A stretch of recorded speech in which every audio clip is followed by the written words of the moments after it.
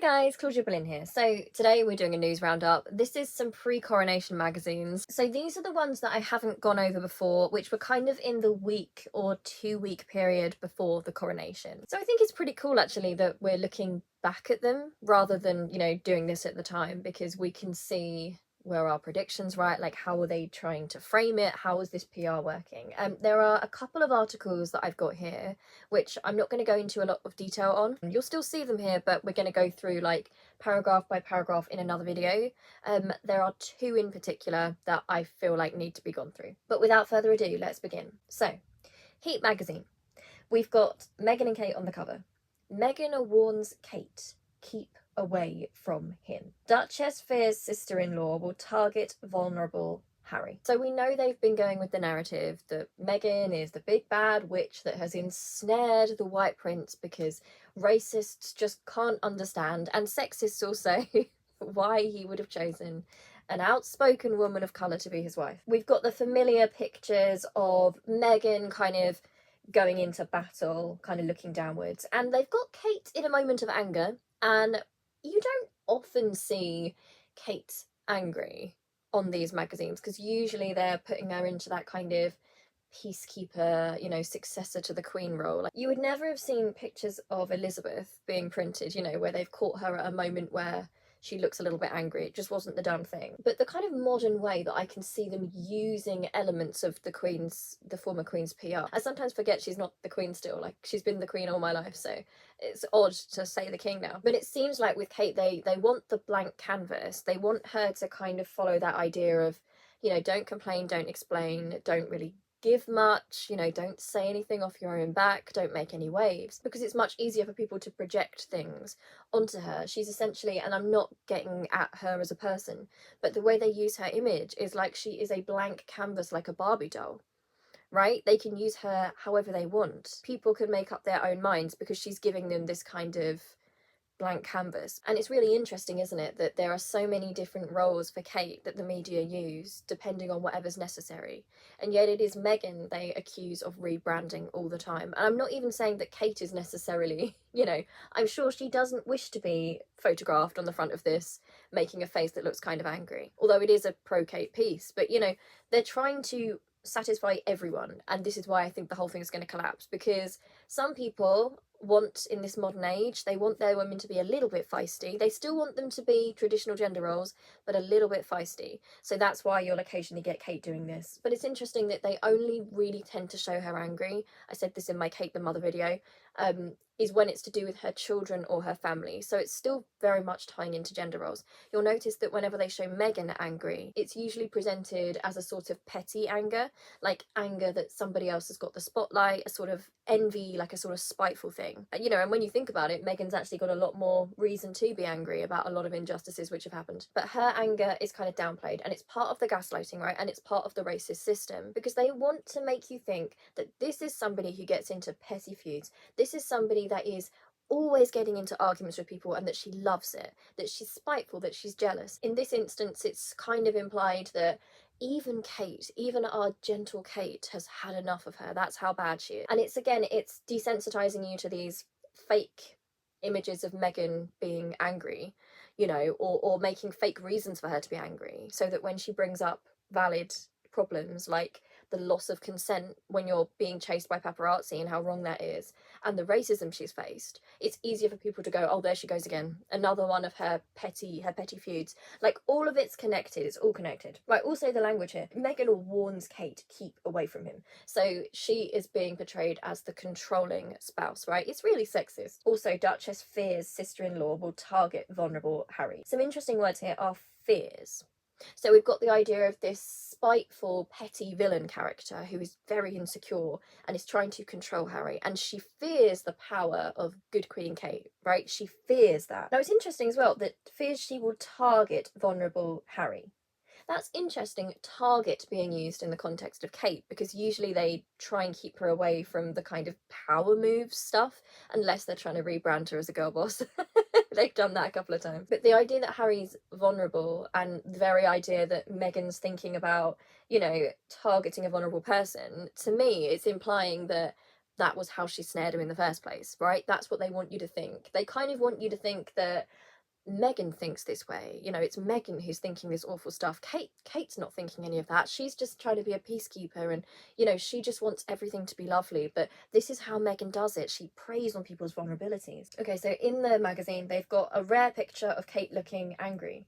But I will say she looks rightfully angry. They've kind of portrayed it like it's not a petty anger. And they used this before when she was talking about her children, right? They've presented her as being a rightfully angry mother. And they say here, like, the big quote is, Meghan says that Kate needs to back off. I should also say, on the opposite side of the page, you've got Meghan looking over at Kate, and they've kind of chosen a moment where, you know how I say that even Kate's anger is portrayed in a way that's kind of dignified and righteous anger, but whereas with Meghan they kind of try to make her look like a petty school bully all the time, you know, like a kind of high school mean girl. That's the kind of level they go to with her. So yeah, as the royals plan to pull Harry for a chat, Meghan is left on edge. The implication being here that, you know, exposure to the royals could break the evil spell that Meghan's got going on Harry, because obviously she's brainwashed him clearly. So I'm not going to go through all of this. An insider tells Heat that Meghan Markle is feeling a tad nervous about the family reunion and fears that sister-in-law Kate is set to target Harry. So they're putting her in that mode again of that sort of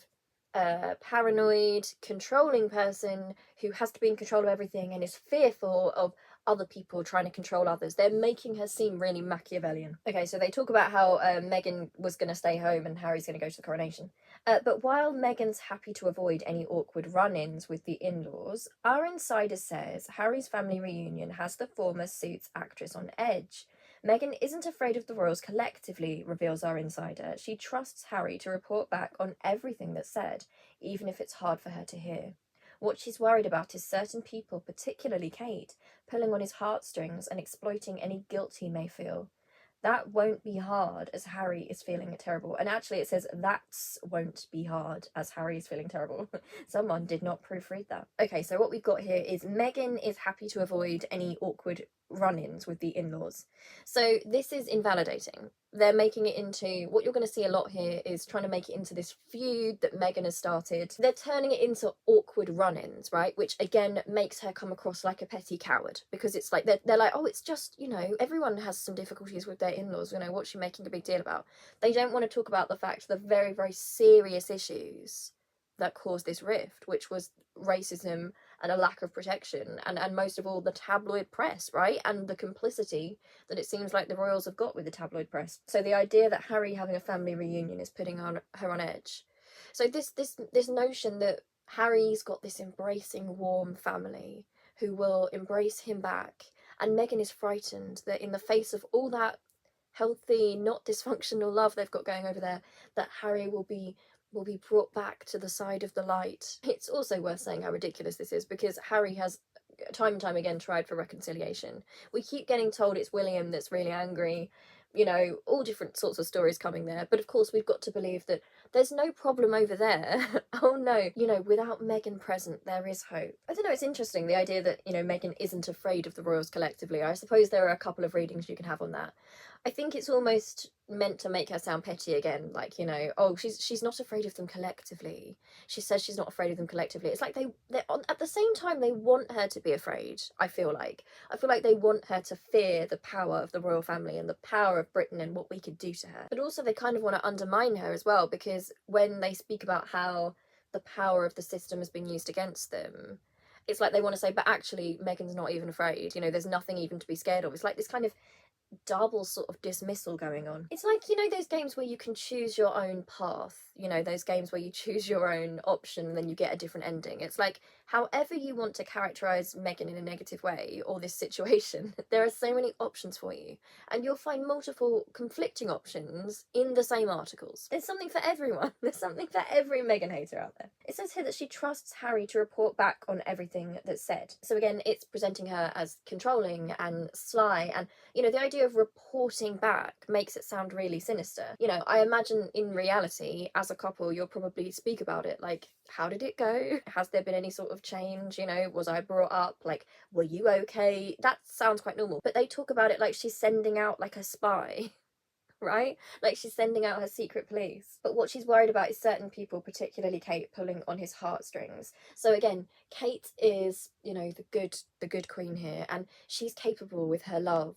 you know, she can pull on his heartstrings. Of course, Meghan's power is not to do with the heartstrings, of course. Meghan's just this evil, controlling witch. But Kate, she's scared of, because Kate has true goodness. Also, exploiting any guilt he may feel. It's really interesting because when they talk about exploiting his guilt, you know, it's kind of assigned to Kate again, isn't it? The idea that she could exploit his guilt, but it's also framed through this idea of paranoid Meghan's ideas of what's happening. So really, in a kind of, you know, if we were discussing this like it's literature, which I suppose it is, it's fiction, isn't it? It's just fiction, it's creative writing. It's meant to give us this idea into like Meghan's worldview and like how controlling she is and how Machiavellian she is. And she views it as being able to exploit somebody vulnerable. And I feel like the implication again is that she exploited somebody vulnerable. I think that's the implication. They also say here that that won't be hard because Harry is feeling terrible. The idea that Harry is suffering all this guilt for what he's done, you know, he's the bad guy here. Because sure, they want to rehabilitate Harry, but only if he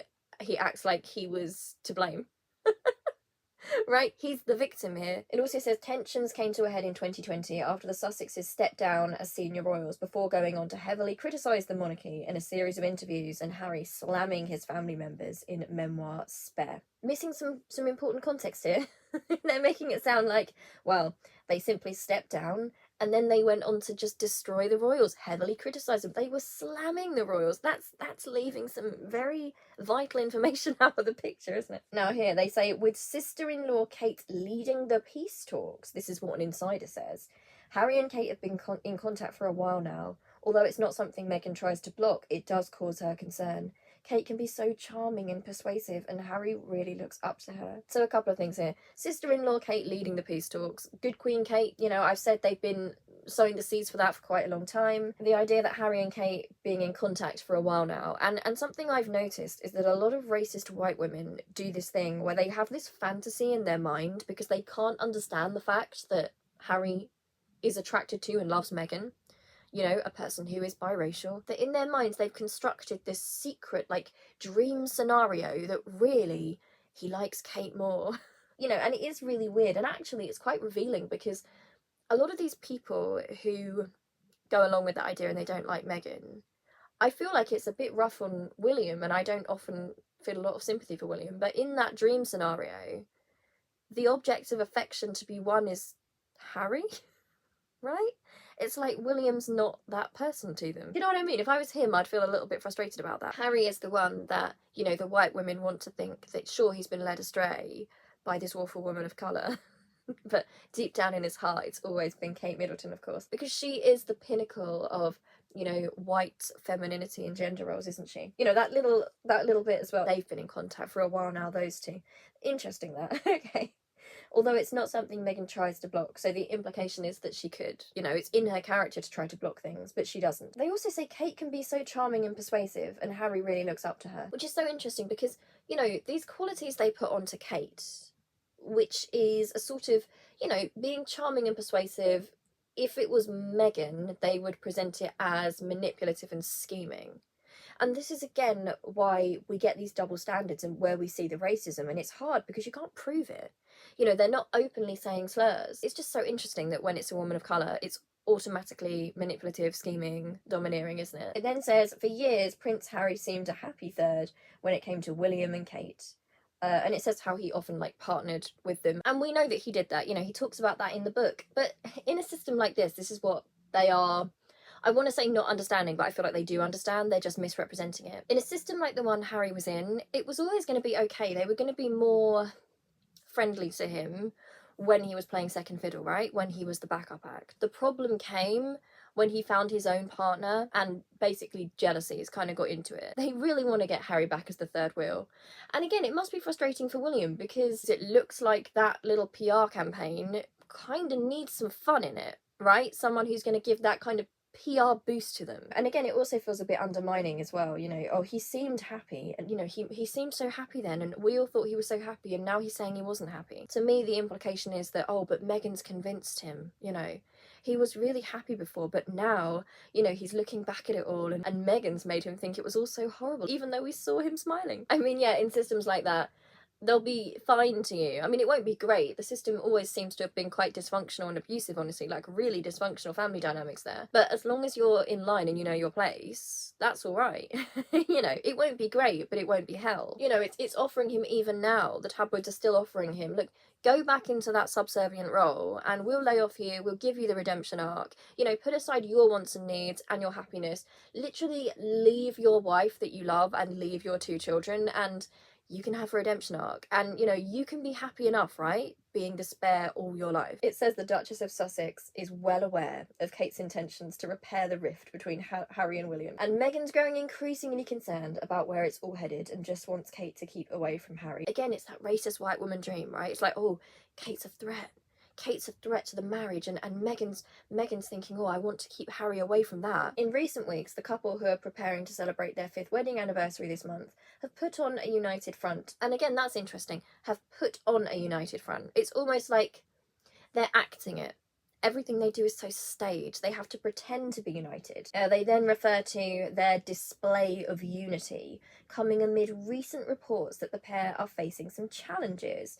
Just last month, a royal expert alleged that the Sussexes were breaking apart and leading separate lives. So again, we've got the display of unity. It's all fake, it's all rehearsed. But, you know, a royal expert alleged this. Now, if we're to understand that royal experts are basically PR wings of the royal family, you know, what a toxic system Harry was in and is still kind of being attacked by, even though he's left it. We've got people spreading things about how their marriage is allegedly breaking apart, right? They desperately want to ruin that marriage. You know, this idea that they're leading separate lives. Now, that doesn't actually, I said this in my last video, in a healthy couple, you know, it's fine to have your own interests and do your own things. It doesn't mean that you're not a union that's really healthy and loving. But they know that when Harry and Meghan are seen together, they are an affectionate couple, right? I feel like you can see the love and closeness between them.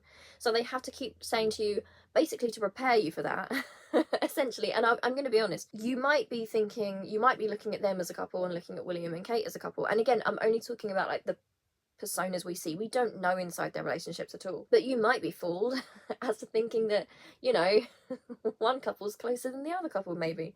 You know, that might be what you're thinking. But remember, it's all acting. It's all acted. It's all fake with them, you know. It's just so frustrating to me. And I don't want to talk negatively about the marriage of William and Kate because I'm not in the marriage. It might be a great marriage. I have absolutely no idea. It might be wonderful. But what I will say is all this scrutiny, it's so bizarre. You know, Meghan and Harry seen together and it's like, oh, but secretly the marriage is breaking apart. And then you've got William and Kate with body language which isn't particularly close. Again, that could just be the sort of couple they are. They might be fine. But you don't get that speculation from the tabloids, right? This is how you know it's all a setup. This is how you know these royal experts, it's all just PR. Because if it was simply about gossip, right? If it was just simply about making money from gossip and it wasn't connected to the royals, wouldn't they have an absolute field day doing the same thing with William and Kate?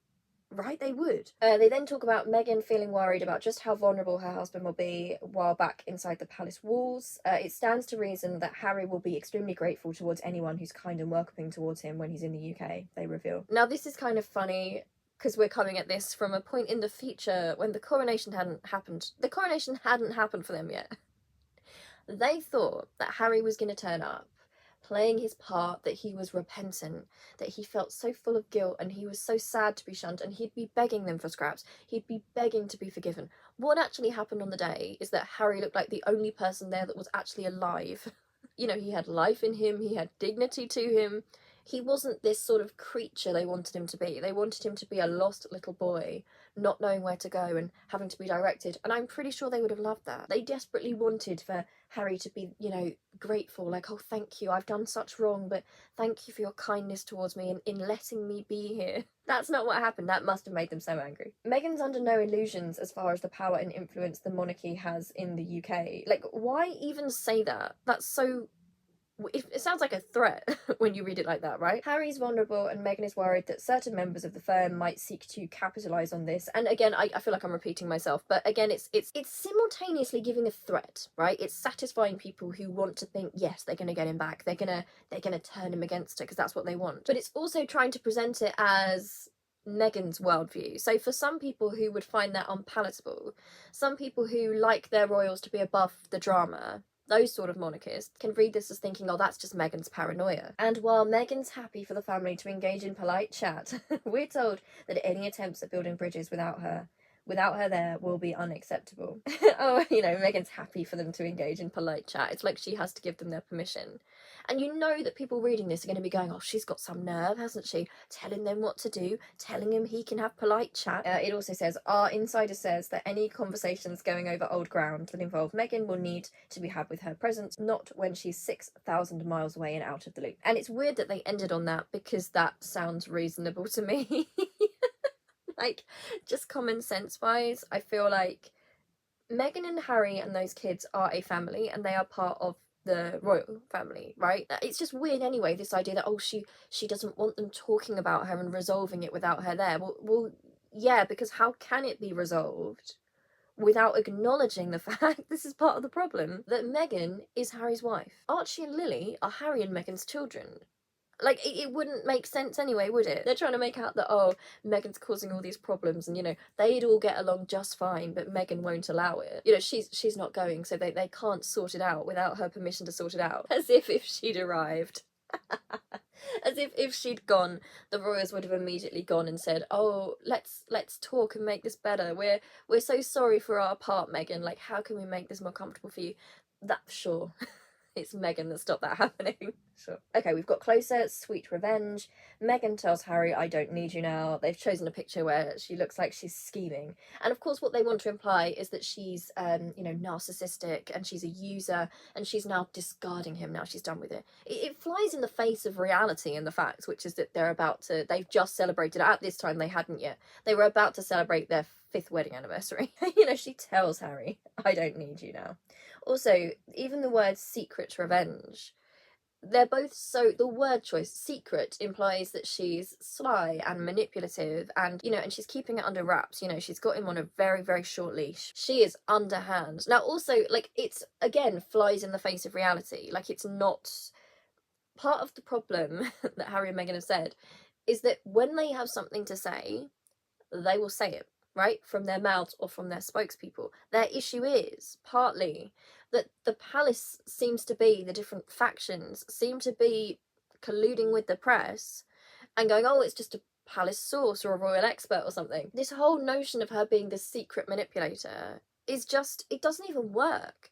Because sometimes, it's so contradictory and annoying, because sometimes they say, oh, she's difficult and she's loud-mouthed, and how dare she, speak how she feels, and, not like Kate, who keeps her mouth shut, because we love English women to keep their mouth shut. But then she's also simultaneously the worst schemer ever. They've got to do that, because the way they presented her as this sort of loud-mouthed, difficult person, people are going to start realising, wait, she's not like that. So they've got to prepare a backup, which is, actually she is, but she's also sly and secretive. So you might think, when you look at her and when you listen to her, you might think she sounds really reasonable and intelligent and articulate. But that's just because she's so evil, that she's such a good liar, that it's all in secret, she keeps it under wraps. Okay, and also revenge. The notion of revenge. Now, there's been this really annoys me. People setting boundaries and advocating for themselves, right, is not revenge. Like, this whole thing has been presented as if they were wronged and now they've wanted to lash out. But if you look at the facts, if you read if you listen to what they've said, look at all the different attempts that were made to sort this out beforehand. You always have to look, in situations like this, you have to look for the actual peacekeepers, because you will get fooled by the media. They're presenting Kate as this peacekeeper character, but the people that the media like to present as peacekeepers are usually people who are complicit and don't say anything, right? Because the media, especially the tabloid media, is not going to want people to get ideas and actually seek justice, because what the tabloids are doing is not justice, and they don't want to encourage people to start being like Meghan. But what mature adults do is they talk about things that have hurt them, they go over it, they try and seek some sort of compromise, they work together as mature adults, and sometimes that might mean taking yourself away. But that doesn't have to be like this sort of, they're portraying it as this petty sort of revenge. But any of us with any emotional maturity, who've done therapy, who understand these systems of oppression, these sort of dynamics, somebody simply saying, I don't wish you any harm, but I don't wish to be abused, so I'm stepping back, okay? I'm going to own my story and I'm going to step back. That always gets reframed in the society we're in as a form of revenge, right? And it's because it helps them present it as, oh, both sides are bad, they're both as bad as each other, they're both kind of firing grenades at each other, and when will there just be peace? And the sort of peace they want is nothing getting resolved. And they do this in oppression dynamics. Someone will suffer racism over a long period of time. Someone will eventually say, look, I'm not liking the racism, like maybe you just don't understand, can I explain? The racist might double down and say, yeah, I don't care about how that's racist at all. I'm going to keep doing it. So then the person who's getting the racism might say, okay, well, you know, I'm going to step back because this isn't really good for me then. And then they're going to get smeared because they've said the word racism. Oh, but okay, they might have said loads of slurs, but you called them a racist, which when you think about it, it's actually just as bad, and in some ways even worse. Like, that's the way people think, right? That's the way these oppressive systems work, and that's the way the tabloids want us to think. It's all propaganda. So I don't want to kind of go too much into this because we've seen it before, but it's Meghan's power move, I'll make it on my own. It says, as the coronation approaches, Meghan is planning to steal the show stateside as homesick Prince Harry heads to the UK. That's so funny, isn't it, to look at now, because she didn't post anything. Like, they were so scared. They were frightened that a birthday picture of Archie would destabilize the whole event. But she didn't do anything. So apparently, so what happened? She was planning to steal the show. I'm intrigued. They'll never address that again. Now, a couple of things which are interesting here. I annotated so much, but I'm not going to go through it. Like, it will take forever. But a few things. So, it says that she remains in California, but she's made it clear to fans that she isn't hiding away and won't remain silent during her ongoing feud with the royal family. So, a couple of things. She's made it clear to fans. Again, they're always trying to associate her with celebrity, right? Celebrity, fame, reality TV. Like, she's interested in being famous. They don't want to think about the fact that what is the royal family, right? They are famous people because they were born in, and Kate Middleton just married in. I'm not saying that she has no talents or anything of her own, because I'm sure she does, but that's not what she's celebrated for. Right? It's this snobbish attitude. From my perspective, I mean, to be honest, I think it's more impressive to, you know, in my mind, I think it's more impressive actually to get somewhere because you're talented. Honestly, you know. But no, Meghan is trashy, of course. You know, I'm making a video about this, the way they kind of portray her versus Kate, who is dainty and upper class. But she's not hiding away, and she won't remain silent during her ongoing feud with the royal family. They keep trying to present it as an ongoing feud. Like, it's annoying. It's like what I've said before.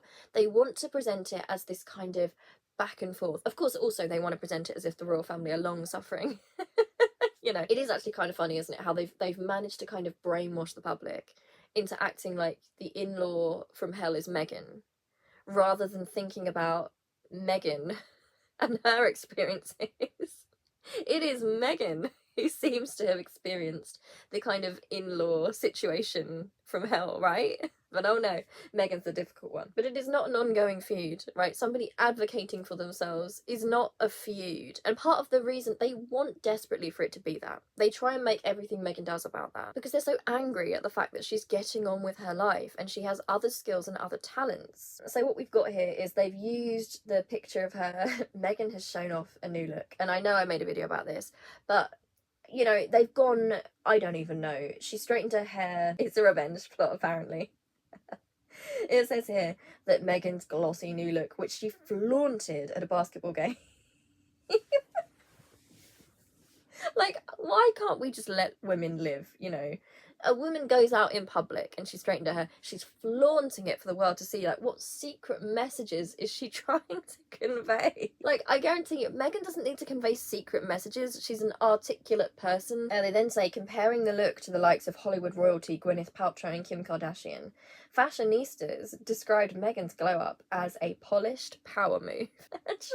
Sure, sometimes, like, when I do my hair, I've got a vibe in mind. I might think, oh, this is the vibe I fancy today. Maybe I'll look like this, maybe I'll look like that. But it's not a coincidence, right? The people they've used here, I mean, they're not talking about, like, Marilyn Monroe here, right? The people they're associating her with are Gwyneth Paltrow, who is known currently for, you know, when people think of Gwyneth Paltrow, I don't know anything about what she's like as a person. I'm talking about the associations these names will bring up in these sort of magazines, which are so tabloidy. They know about the candle, and also she had her court case, didn't she? Which was quite recent. You know, it's this idea of, you know, drama and scandal and troublemaking. And also Kim Kardashian, who's like a big reality TV star, etc. And when people think of Kim Kardashian, you know, they'll say things like, oh, she's trashy, she's reality, that kind of thing. And personally, I feel like women are so complex anyway, that the tabloids make this so much worse and are not helpful whatsoever. You know, I hate the concept of even like boxing women like that. But there's a reason they've used those people in these magazines, right? Those are the reputations those women have in these magazines, and those are the people they're associating Meghan with. And I have to put this one here too. Revenge. And now a source now tells Closer that Meghan's laser sharp locks are just the start of her plans for revenge against the royals, whether Harry likes it or not. It's just the start of her evil campaign. I mean, what next? Is it going to be like a red lip? Is that going to destabilize the monarchy? The laser sharp locks, like even her hair has been turned into this evil weapon thing, right? Like, oh, it's so sharp and dangerous and cold and unforgiving. They keep talking about this revenge against the royals because they're trying to drum people up into this feeling of, our royals, how dare she want revenge against them? But that's not, like, we've never seen that. That is not something that exists. And here's the thing, it wouldn't be a problem to me if she ever felt like that anger and she felt like she wanted some sort of revenge. Like, that's human. That's human. But when has Meghan ever not taken the high road? She always takes the high road. I mean, I don't know how she does it, honestly. An insider says Harry may have helped her to reach this level of status, but she doesn't need him as much anymore. And Meghan had a career. She was an actor, right? She was a successful actor.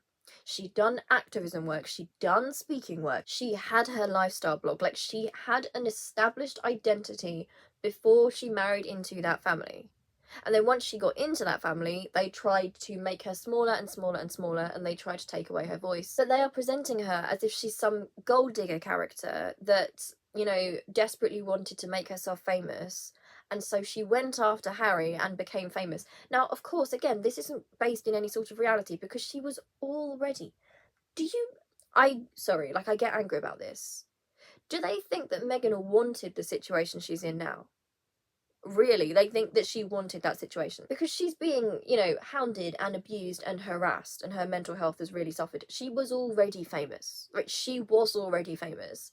I'm sure it would be preferable if you could choose, honestly. And I don't mean in terms of the love, because obviously she has found love and she's got her family, and I'm sure she wouldn't change anything. But in terms of the situation, if you had to choose between the situation Meghan's in now in terms of the way she's treated, or being an actress in her position, right, with more freedom and less press intrusion, you've still got money coming in, you've still got options to do nice things, which would you choose? This wasn't a step up for her. It actually meant sacrificing a lot. She sacrificed a lot for love. And that's just common sense to me. And also, Kate Middleton, and I'm not getting at her. I don't know anything about their relationship.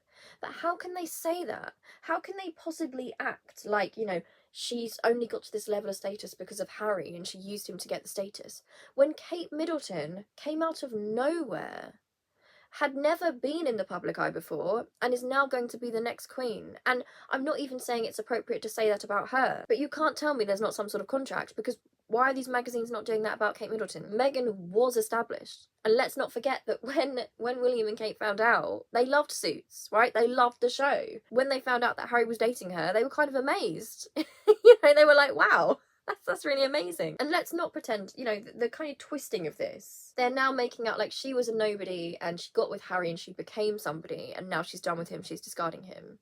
Part of the reason she was treated so badly, in my honest opinion, is because she was already somebody. They did not want a somebody. I mean, let's be completely honest.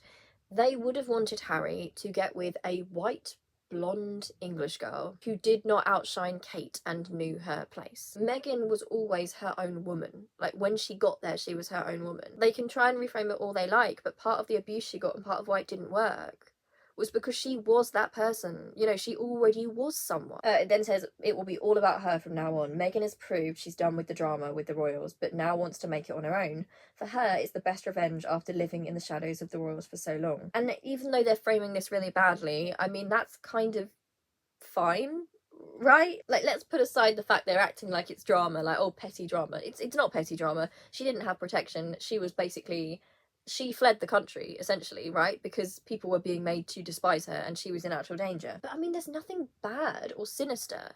You know, this idea of, oh, what her revenge could be, you know, after the hair situation. And they're even saying here that, you know, it's going to be revenge that she's lived in their shadow and now she's out there on her own. They're even making her existing as a person an attack on the royal family, because the royals need Meghan. It's not the other way around. They need her celebrity. They need what she generates to give them interest, essentially. So every other thing she does, they try desperately to link to the royals because they don't have the star power that Meghan has. And that's the truth. And it is partly their own fault, and that must make them really angry. It says here that Meghan wants to have all the power, and to become the Queen of Hollywood would cement her status. So again, Queen of Hollywood. It's almost like mocking, right? It's that classist, annoying vibe, isn't it? It's that, oh, compared to real royalty, which is a birthright and apparently marrying in, I guess.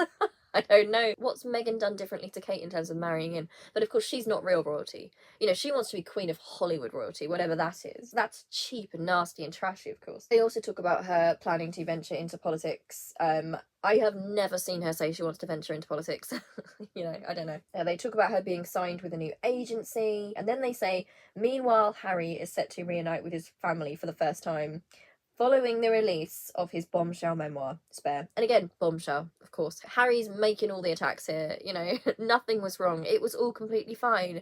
And then Harry just went and did that. Like, there's years and years of hurt and dysfunction and complicity. They say that he was in Britain because of the trial against the British newspaper group, but he managed to avoid coming face to face with any of the senior royals he scathingly attacked in his explosive book. You know, scathingly attacked them. Explosive book. It's so interesting, isn't it? Because what Meghan has been forced to endure, and honestly what Harry's been forced to endure in that system, that's always neutral, right? That's never scathing. It's never the scathing racism, right? The scathing attacks, the scathing lack of security.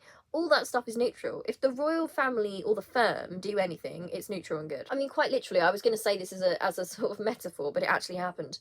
You know, a member of the royal family could punch Harry in the face. I'm not saying William punched him, but he pushed him. And they will still present the situation as if Harry was the one who started the problem, you know. Okay, then they talk about they've got this fictitious thing going on that secretly, you know, Harry wants to be back with William and Kate, you know, that's his aim. And it says that a source says that Meghan is less than pleased by her husband's sudden change of heart. You know, the Wicked Witch is less than pleased. The wording is just ridiculous. Then they talk about how, you know, Harry is beginning to realise that part of his heart will always be in the UK. And he's never wanted to fully abandon his family. And now he's determined to pursue peace talks over several trips to England. And again, this is ridiculous gaslighting. Because he said consistently, he has said that he loves England and he loves Britain. You know, he didn't want this to be the situation. He tried constantly to try and make things work. They're making out that now they're offering him peace talks, which they're not offering him. It is Harry that desperately wanted these in the first place. But no, apparently that's what Meghan's trying to stop happening, because the royals just couldn't help them fast enough, right? You know, the fact that he has never wanted to fully abandon his family, and that's true, he said that, but the context they're using this in, they're making out like Meghan wants him to fully abandon his family. That's just not what has happened. If you come from a toxic or dysfunctional environment like that, then of course you do not want that to be the situation. You don't ever want to have to step away from the people that you love, right? And you've been grown up to love. You know, and most of the time people in those situations will try their best to make it work. But sometimes it just does not work, because you don't have to be abused because someone loves you. You know, you don't have to put up with that behaviour for the sake of love or blood relations. So again, they say here, while Meghan begins to build her own solo career in the US, as the source reveals, Harry's shock move could have motivated Meghan's wish to lead her own life. Meghan has always led her own life. What do you mean begins to build her solo career? Like, are we all just completely supposed to erase reality at this point? She had a solo career. She is an individual of some talent and some accomplishment. Like, she had that already. Like, the idea that she's just starting that now, just beginning now. She fears Harry is going off America. Now listen to this bit, this is worrying. She fears Harry is going off America, says the source. Harry would love Meghan, Archie and Lilibet to be by his side, but she's scarred by those past experiences on British soil, as well as the torrent of criticism and abuse that's still aimed from across the pond on a daily basis. Meghan wants Harry to remember where his responsibilities and their long-term future lies, and that is not in Windsor, London or anywhere in the British Isles for that matter. matter, barring what she would see as some type of miracle. Now, to me, this is very veiled, but the implication here is clear. The idea that he's going off America, and the fact that they mention, you know, he'd love to have Meghan and Archie and Lily with him. But to me, the way this is coming across will be that it's sad, but, you know, eventually the solution's going to be that Harry needs to go home to his actual family, as if he doesn't have a wife and children. And, you know, if that's not great for them there, if it's not safe for them, then, you know, it's kind of sad. But we don't really need them. The whole vibe of this is that they are longing for Harry to start afresh, right?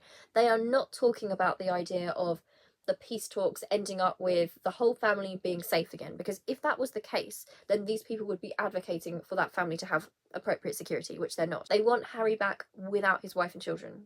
That's so evil. Okay, I'm not going to go into this one, but on Heat magazine, this one says neighbour from hell inside Meghan's new petty feud. I've said before, they're trying to present her as this difficult high school bully character that wherever she goes, there's drama and there's drama and pettiness. Okay, so they also covered Meghan's bombshell secret tapes exposed, her fury over shock release in Bella magazine. This is basically when her father and her half-brother and her half-sister made that documentary, which was incredibly manipulative, and I will make a video about this at another time.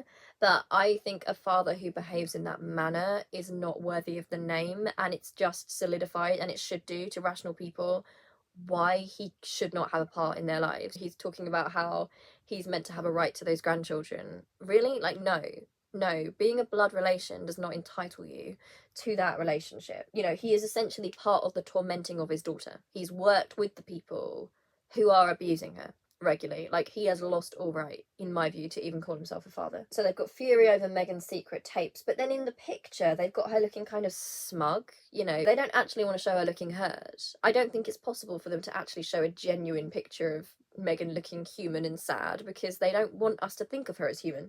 Backlash over the bombshell release of her treasured photos and videos, and it's like they're rejoicing in it, right? Like, it's another blow that's landed. Like, her treasured photos and videos, guys, they're out there, and it's upset her, and aren't we glad? Meghan must be livid. It's so tongue-in-cheek. It's like they're enjoying it. They're really enjoying it. Oh, she must be so angry. And the whole vibe of this article, I'm not going to go through it all here, although I might in another video at some point. They are basically acting like she's a hypocrite, because they are trying to reframe it. The behaviour of Thomas Markle and Samantha Markle and the brother, they are trying to present what Meghan has done as the same as what they're doing. Now, logical and rational people can see the huge differences in what's going on there, but this caricature of Meghan, they want to act like she's just as bad as them. You know, rather than feeling empathy for her because you think, wow, like, I can't believe a family would be like that. Although, that being said, I mean, the same with Harry. It really does help you to sort of understand some of the things that they might have kind of bonded over, really, doesn't it? The sort of situations they've come from. But they want to basically make her seem trashy and tabloid and act like, see, she's just like them. It's just this feud going on, rather than a father doing that to his daughter, right? And an older sister. You know, I've spoken about Samantha Markle before, but an older sister doing that to a younger sister, there's a big gap between them. It's incredibly dodgy and abusive. And another quote they've picked is, I feel sorry for him. So, you know, sympathising with Thomas Markle. I mean, I will go through this with regard to family dynamics at another point. Okay, this one made me so angry that it is getting its own video. So this is by Emily Andrews, who we've covered before here. She was one of the people laughing at the joke of Archie potentially being dropped off a balcony. And her article says, royal expert claims together they are toxic. Royal family fear that Harry and Meghan will leak conversations. We are going to go through this on another day. I'm not going to, you know, overwhelm you with this now because there's been a lot in this video already. I'm not even going to go through it here. Like, I want to, but this will be too long. We will go through this in another video. But this is what people are seeing, right, in the run-up to the coronation, that these are toxic people, petty people. They are here to ruin everything. You know, Harry is toxic when he's with Meghan. You know, the idea of together they're toxic. Because they've got to keep the door open, because they still want him back to be third wheel, right? They want him back. They want him without his kids and without his wife, his mixed-race wife and his mixed-race children. They want him to come back and be the third wheel, and everyone will live happy ever after, right? Because Archie and Lily aren't people. Meghan's not a person. We've also got Kate's emotional meeting with homesick Harry. And I feel like the first one we went through, kind of the themes of that we've already gone over, but the idea is that she tried her emotional meeting where she she was pleading with him. Good Queen Kate was pleading with Harry, please see sense, you know. She was meeting with him and he's homesick and she was reaching out. And again, it is odd. It is the racist white woman fantasy, you know, that Harry can't resist the pull of Kate Middleton. You know, her goodness, her whiteness, her Englishness, her gentle traditional gender roles. You know, he can't resist it. You know, her good compared to Meghan's evil. You know, there's an old cover here which I'm just going to bring up. I don't have the actual article, I don't think. So this is from April, but this is just, look, Harry and Kate's showdown. Is the princess struggling to put duty before her true feelings? What do you think's being conveyed in this cover? I mean, it's not, if I was William, I wouldn't be pleased about this. You know, just the cover implication that people in the shops are seeing is that, you know, I feel like the implication is that there's something there, right? They want that deep down because they want to think that, you know, nothing can come before Kate Middleton's brand of white womanhood. That's the pinnacle, you know, you don't get better than that. Okay, we've got another one, Closer magazine. Kate begs Harry to leave that nightmare alone for good. You are reading that correctly. That nightmare being his mixed race wife and children, presumably. We're going to go through this in another video because I'm too angry to do it now, but rest assured we're going to go through that. Also though, the Kate begging Harry, you know, please, you know, come back to us. I am the mother of the nation now. And just to add insult to injury here, in the midst of all this anti-Meghan stuff, all this weird stuff going around, Kate Middleton is on the front cover of Grazia. You know, there she is looking very beautiful as she always does. But the making of Kate the Great, from nervous Sloane to the power behind the throne. So do you see what I mean about how ridiculous it is, like the way they view Meghan and the way they view Kate? They are loving it. She's the power behind the throne. You know, she's secretly got all this power, but when it's Kate, we love that. You know, we celebrate that. She's on the front. She's the great. Kate the Great. That power she has, they kind of imply she's got power over William. That's beautiful. That's brilliant. That makes her great and wonderful and a great future queen. Why is it not Meghan the Great? Right? But of course, Meghan having any sort of power, manipulative, dangerous, because she's a woman of colour, right? They are indoctrinating us. Kate the Great, the peacemaker. Goodness knows what's going on with William because he's not on any of these magazines. I would have thought they'd love the chance to kind of go overboard on branding him, so I don't know what's going on there. They've skipped over him and gone straight to Catherine. But these were just some of the magazines and covers I saw in the lead up. Thank you for sticking with me for this very long video. A couple of these we're going to go into in some more detail, but they deserve their own videos, honestly, because they made me angry. They are just ridiculous, and I don't even know how journalists are able to get away with it. Frankly, it's just ridiculous. Anyway, thank you for watching this. Love you, and I'll see you really soon. Okay, bye.